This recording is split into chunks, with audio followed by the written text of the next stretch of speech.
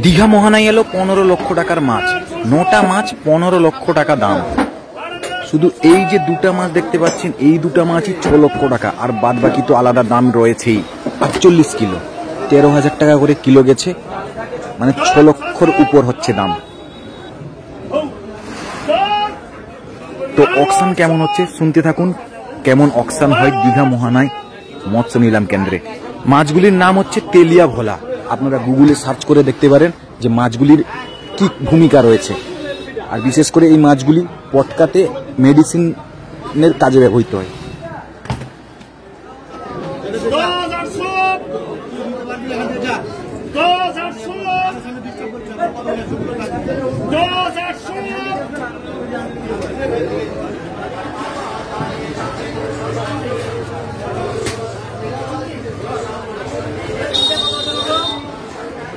আমাদের বাবা সাহেব 5 নম্বর পেয়েছিল আমাদের নিজেদের টোটাল। এবারে তার মধ্যে 9 পিস মাছের টোটাল বিক্রি হয়েছে 14 লাখ। আপনার নাম?